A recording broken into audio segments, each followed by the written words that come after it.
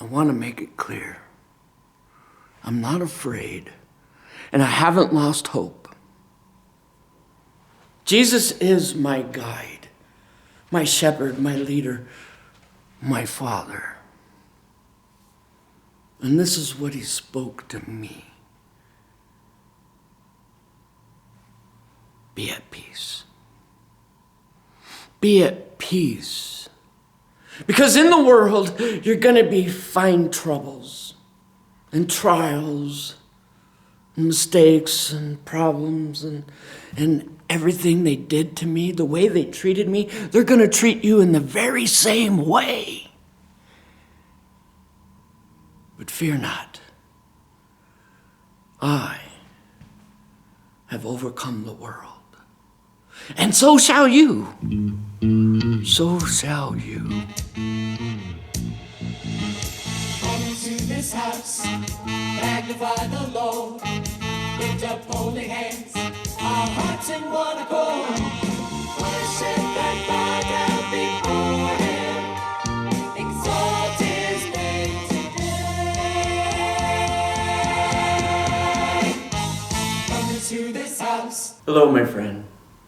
I'm glad to see you made it here today because, as always, we have gathered here in the name of Jesus Christ.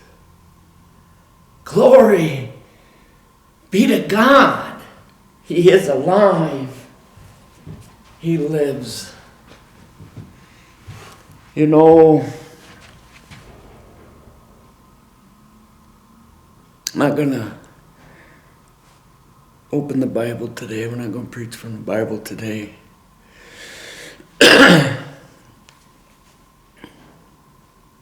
When you have been called, many are called, but few are chosen. And mostly because those who have been called fall short of the calling. When Jesus says, come and follow me, it's leave everything behind to follow him. And it's not a path of our choice or our choosing. It is the straight and narrow path of following him. It's his path. It's his choice. It's his way. It's not our way. And he's asking us to follow him in the direction he so chooses to lead us. We as people are always seeking the route of least resistance. We want the easy road. We want the easy path. If anything, we want Jesus to bow down and bend to our way.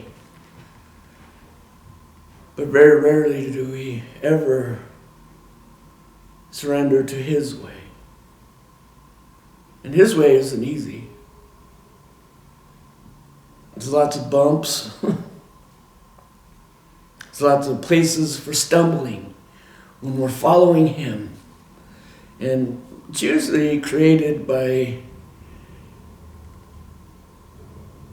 his desire to have us fellowship with the undesirable.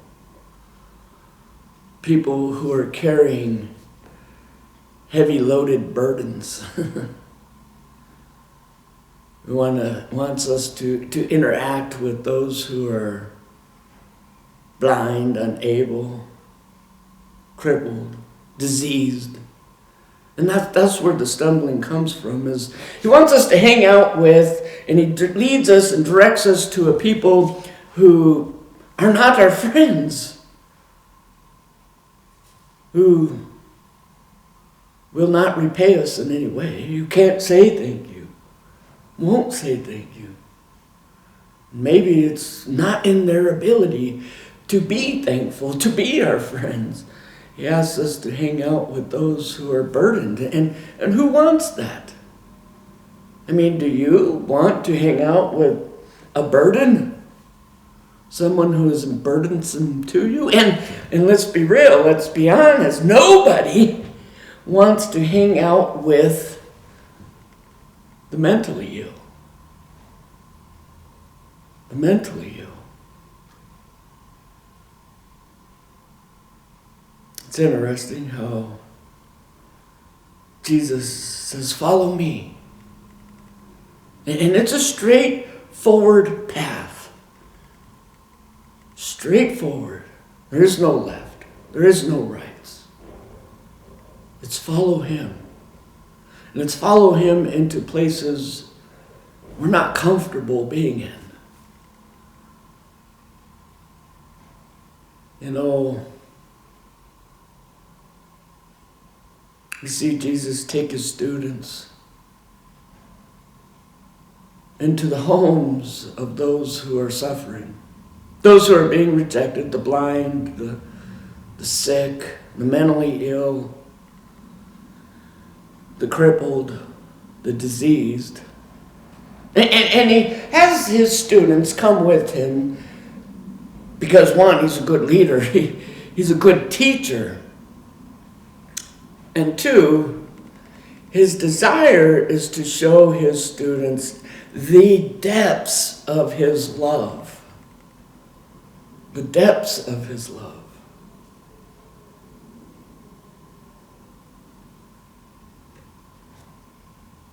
I complain a lot, and I complain a lot about the way things are going in the world. And I complain a lot about our politicians, our city councilmen, the people within our own communities. And it's not because I'm angry with them. It's not because I disagree with them. It's because I feel like my family's in danger as a result of their policies. I feel as if you're in danger.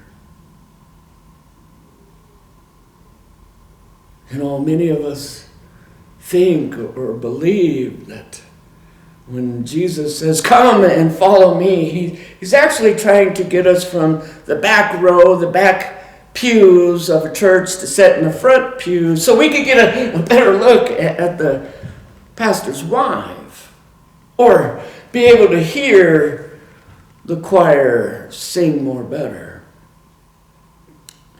But he's not calling us to the front row of a church pew. Maybe when he's calling us to follow him, it has nothing to do with the church at all. You know, when Jesus says, I make the members of your own family your enemies. It says, love your enemies. He does this so that we would be the salvation of our family. We would save our families. We live in a world where, and I live in a community where the gas being sold in this community is the most expensive gas in the entire county. And possibly even the whole state. Been traveling around, do travel around, and it's always the most expensive here. Go to the stores here in town, and they're the most expensive stores around.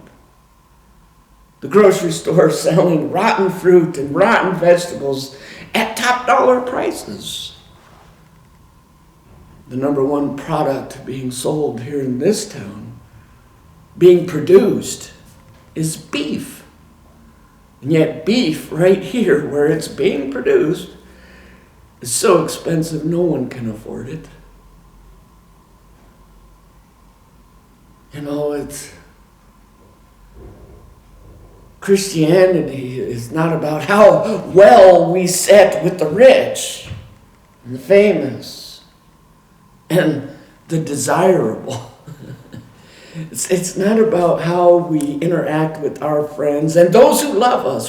That's what we want. We want to surround ourselves around a bunch of people who love us and who respect us and who are there for us, always willing to repay favor for favor.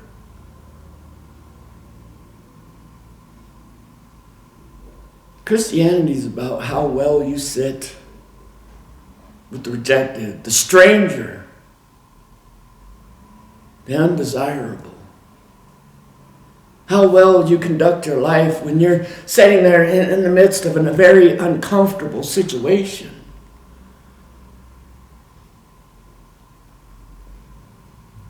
And I feel the overwhelming need to speak up and say something because their business practices are destroying family. Their business practices are built upon their ability to walk across another man's back, their neighbor's back. And many people say, well, stop your complaining. Stop focusing on the negative and the wrong and everything they're doing. And I can't stop focusing on it because it's destroying family. It's destroying lives. It's the breaking down of civilization.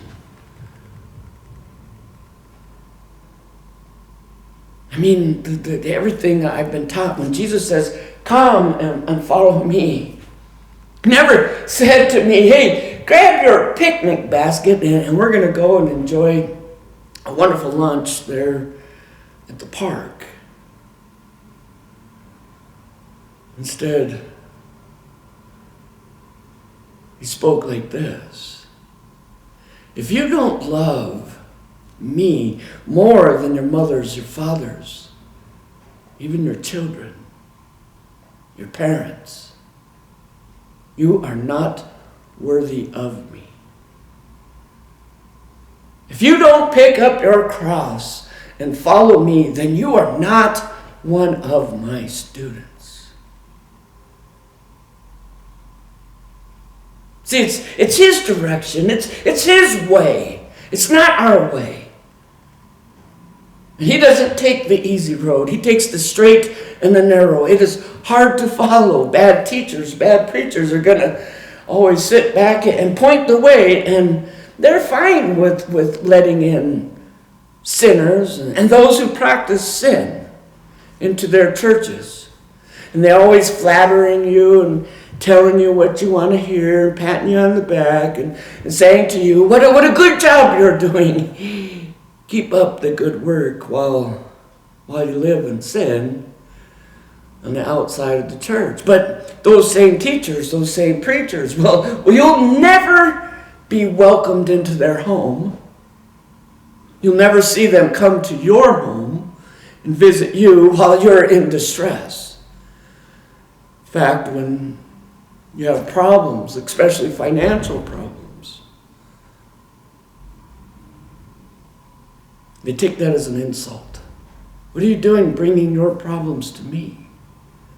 They burden you with tithes and offerings, and everything in the church is donation. Donate your time.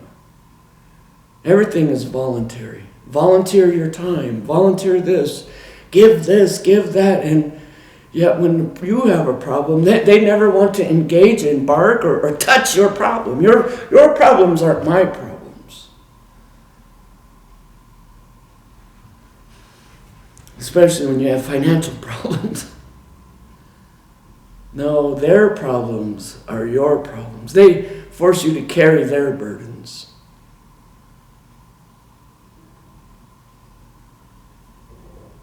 You know, there's a lot of people out there, preachers, teachers, churches, and non-churches, and political folks, and city council folks, and people all out the world who are willing to deceive you. They're willing to deceive you. They don't have no problem always pointing the way. That's what a bad teacher does. A bad preacher. He's going to point the way and say, that's the way you should go, or that's the way you should go, because they're always directing you on the wide road of destruction. never down the narrow path of life. It's never about follow Jesus, because Jesus has his own way. And his way is not our way. It's not the path of least resistance. The entire gospel is about how well we sit with strangers. And those who cannot, will not, maybe are completely unable to say thank you or to repay you for your generosity, hard work, whatever it is. If we continue down the path we are on a path without hope. It will have lost all meaning, because our hope is in the meaning of life, and the meaning of life is that we would love one another, and that's why Jesus says, follow me so I can show you the depths of my love, and in showing you the depths of my love, you would come to recognize that the meaning of life, what makes life great, what brings hope into a world full of humanity, is our desire and willingness to love one another, not take advantage of one another, not seek for those who are vulnerable only for an opportunity to gain. Bad preachers, bad teachers are always looking for personal gain. It's about what they can gain from you and get from you. That's why they flatter you. That's why they don't want to talk about the cold, hard reality of what it truly means to follow Jesus Christ.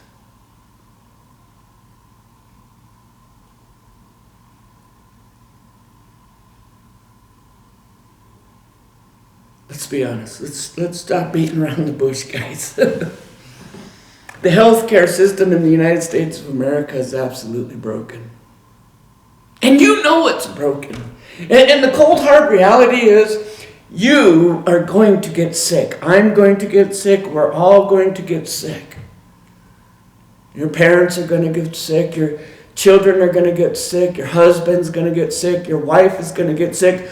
We are all subject to this sickness. We're going to become sick. And how are we going to respond to those who are sick? Do you really think it is a wonderful opportunity for someone to take advantage of the most vulnerable, the sick, those who are unable to protect themselves, to help themselves, to do anything for themselves? Is that the place where we take advantage of someone? I mean, healthcare costs are out of control. It is absolutely ridiculous what they're charging people and trying to convince people that there's no money in America for the sick, for the elderly, for you or for I. We got hundreds of billions of dollars to spend on weapons of war in a country that could care less about you, your well-being, your family. We got billions of dollars to rain out on people who don't even love America, don't even have any thought of becoming un-American. They come here only to destroy our values, to destroy the family, to rape and rob us of everything we've worked for.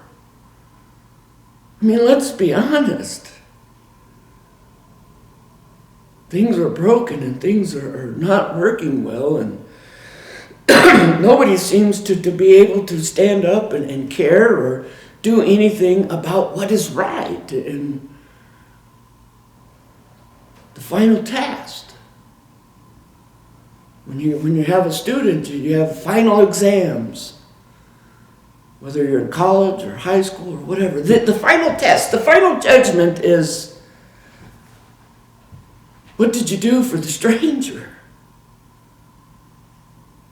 Did you sit back and wait for an opportunity to take advantage of that stranger? Or to build them up, to help them, to include them into your communities.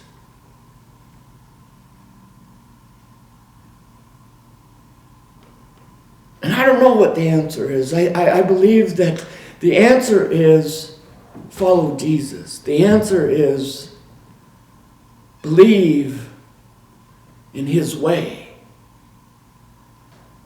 When he says, come and follow me, and he's asking us and you, and maybe you're a young man or a young woman, and you're not sure if you should go into the ministry preaching the gospel, and you don't know what to do, and you're not sure if Jesus is saying to you, come and follow me, and you don't know what that means, and it's a journey of unknown.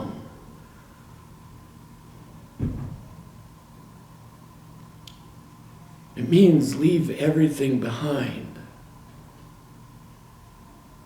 and follow him. Follow him as if it was the essence of life, and everything found in his teaching, his instructions, in his way, in his leadership, means everything. It means everything. Personal gain is no longer important. Finances are not important. Where money comes from, where money goes is not important. What's important is what do we do with it once we got it? And if we don't have any, what do we do? How do we act? How should we react?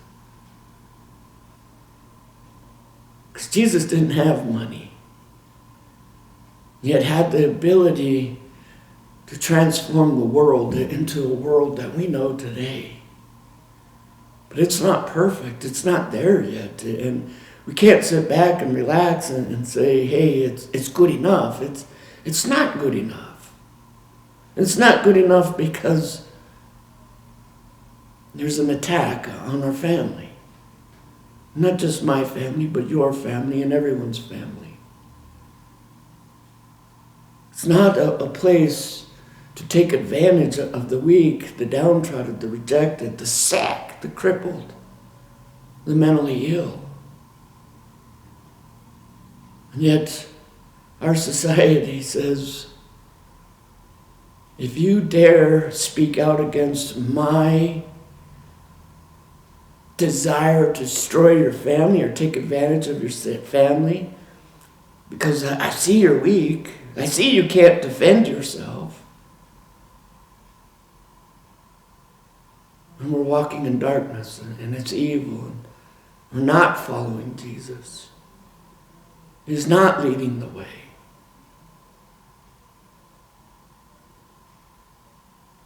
Christianity, the Bible, following Jesus, and thinking that the most important thing about my relationship with Jesus is manifested in the membership of my church, and me being a member of this church or a member of that church. It's about family. It's about community. It's about loving one another, caring for one another, carrying each other's burdens. And indeed, Jesus carries our burdens. There are times when I even find myself in a place where I feel like I'm on autopilot. I don't know how I continue to move forward, but somehow, some way, I continue to move and to keep pressing on. And those are the times when Jesus is carrying us. Carrying us. And so, shouldn't we also be willing to carry one another from time to time? I mean, if you're sad, I should be sad. And if you're happy and you're being successful, I should be happy and join in on your success. But how can any of us be happy when there's so much suffering going on in the world, when there's so much wrong happening in the world? That's what I see when we follow Jesus. It's one for all and all for one. And I see God grieving. I see Christ grieving because as he says, come and follow me, come and love me. And those who love him fulfill his commandments. And the commandments are, believe in me and love one another. Not love one another with a kind word, a babbling prayer that is absent and void of wisdom and a sound thinking mind. But a bunch of babbling only to bolster our own pride and to make ourselves look good and feel good. Instead, we need to be engaging in one another's problems. And a good teacher, a good father, a good preacher isn't going to point the way that we should go. It's no different than a young boy or child coming to their parent and saying, I have homework and I have some questions with my homework. There's some things here I don't understand. And the parent says, go in your room and do your homework. Go in your room and do your homework. No, a good teacher, a good preacher, a good leader says, let us sit down together, my child, and work on this problem together. Together, we shall get through it. Together, we'll work on it. It's not go and seek and you shall find the answer. Let me help you come up with that answer. You know, every map, we even when we're reading maps and we're looking for directions, every map comes with a ledger. And if that map doesn't have a ledger, we have no idea what the symbols mean on the map, and it means nothing to us. And Jesus gives us direction. He guides us. He gives us the ledger. It's not a journey of complete unknown. Many people, when you have problems, I'll pray for you. And then they say, you know, this is why you're experiencing these problems. You're doing it this way. And you should be doing it that way. You're not praying hard enough. You're not praying rightly. You're doing things wrong.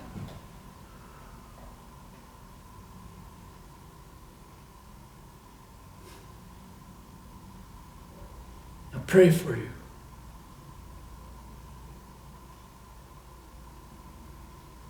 Never willing to sit down and say, let me help you. I'm right here, I'll be with you to get you through this problem. Working together.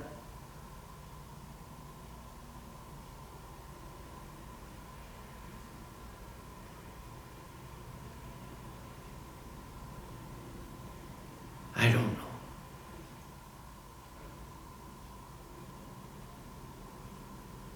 The greatest commandment of all is love each other. Love each other as I have loved you. And that's why Jesus shows us the depth of his heart, the depth of his love. That's why the final test, the final judgment is, whatever you have done to the least, you are doing it to me, says the Lord. And the least always came to us as a stranger. When did I see you, Lord? When did I mistreat you? When was it that I refused to feed you or tend to your needs? When was it I didn't visit you while you were sick? Or come to you while you were in prison? When was this? He obviously comes to us as a stranger. So it's how do we deal or set with strangers? And I live in a community where it seems like the greatest threat to this community is the stranger. So why do I talk about the churches and the Christianity in this community? Because I question whether or not you're listening to a good teacher. Or you're listening to someone who just seeks to flatter you and tell you everything you want to hear. That don't worry, you can be greedy and you can take advantage of your neighbors, and you shouldn't stand up and rock the boat. You shouldn't do this and you shouldn't do that, because in the end, you're forgiven. Be happy and rejoice in forgiveness. But that flat out isn't even biblical. It's not in there. It's not even there. Jesus asks us all, if you love me, do you love Jesus? Then tend to the needs of his flock. I mean, do you love Jesus? If you love Jesus, why wouldn't you see the importance of restructuring, of tackling this broken healthcare system in the United States of America? Why do we see our neighbors as an opportunity to a means of gain, but we never see our neighbors as worthy of the right to life, of something good? When is it enough? When is it enough?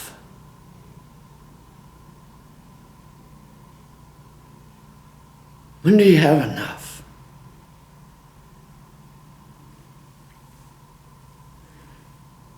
If you love him, if you love me, take care of my sheep.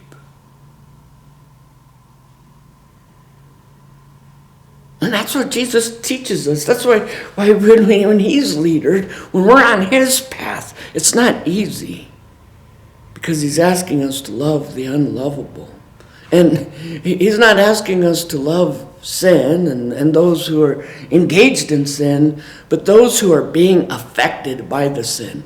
The blind, the lame, the crippled, the diseased. You say you love children. You say you love your children. Then why is their health and the care of it not a priority? When is it enough? Prices keep going up and they keep going up, and everybody is saying the same thing and seeing it. But nobody's willing to do anything. Best I could do is pray to an invisible God, a God that can't be seen. Believing in God really doesn't mean much, does it? Pagans, all pagans believe in God. A God, many gods. Even the demons shudder and believe there is a God, but Jesus is a person. Jesus isn't an unseen, unknown, invisible God. Jesus has a voice. He has structure. He has the ability to say, this way, this is the way, follow me. His direction. He is filled with wisdom and knowledge.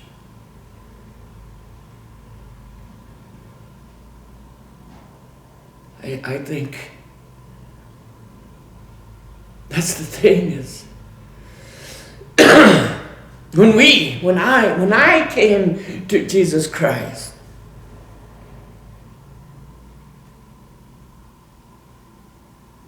I sat there knocking on the door. And he opened, said, "Come and follow me." And in that I found the depths of his love. The depths of his love. The depths of his love, his teachings, his instructions. The "come, follow me" prepares us with self-control. It prepares us with patience and the ability to love and a desire to do what is right, and this overwhelming, uncontrollable desire to stand up for the less fortunate, stand up for those who have no voice, who are being taken advantage of.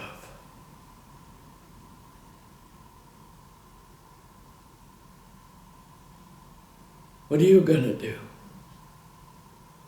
What are you going to do when somebody comes knocking on your door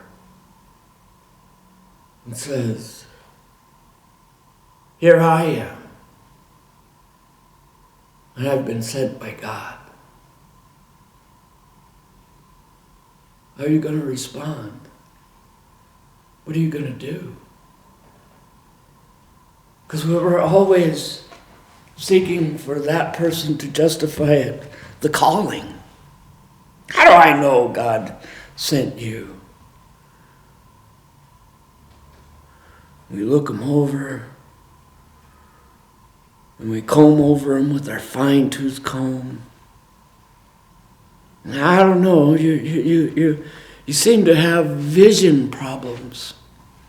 Would God send the blind to me? You seem to have an inability to walk the straight line. Did God send the cripple to me? You look like you're full of disease. And if I let you in, you're going to be a burden to me. Did God send the diseased to me? And let's not even deal or talk about the mentally ill. And oh my God, would God send the mentally ill to me? See, that's what the teachings and instructions and all the Bible, and why do we go to church? So we can learn how to receive those sent by God. See, it's not our way. It's his way. We're not leading the journey. He's leading the journey. It's his way.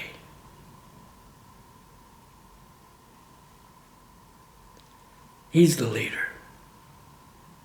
It's him who says, "Come and follow me." And in it, we see the depths of his heart, right? We see the depths of his love. It's about being prepared to receive those knocking at your door. Love as I have loved you. And when I came knocking on Jesus' door, he opened it. He said, "Come. Come and follow me." And that's where I found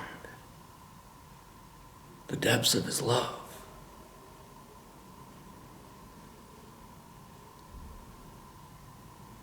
That's where I found